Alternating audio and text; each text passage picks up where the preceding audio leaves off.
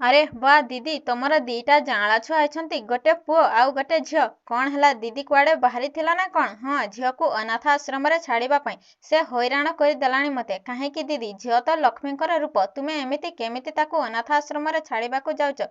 ତୁ ତାହେଲେ ୟାକୁ ରଖିନେ। କ'ଣ ହେଲା? ହଉ, ତାକୁ ମୋତେ ଦେଇଦିଅ। ଆରେ ଦିଦି, ତୁମେ ଆସନା ଭିତରକୁ। ନା ନା, ମୁଁ ବସି ପାରିବିନି, ମୋର ବହୁତ କାମ ଅଛି। ଆଉ କୁହ, ପୁଅ କ'ଣ କରୁଛି? କ'ଣ କହିବି ମୋ ପୁଅ ବିଷୟରେ? ସବୁବେଳେ ସେ ଘରେ ବସିକି ରହୁଛି।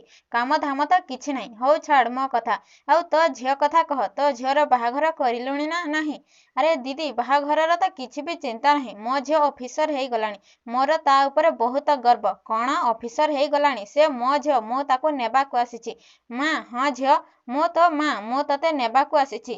ଚୁପ୍ ରୁହ। ତୁମେ ମୋ ପାଇଁ ସେଇଦିନ ମରିଯାଇଥିଲ, ଯେଉଁଦିନ ତୁମେ ମୋତେ ଅନାଥ ଆଶ୍ରମରେ ଛାଡ଼ିବ ବୋଲି ଭାବିଥିଲ।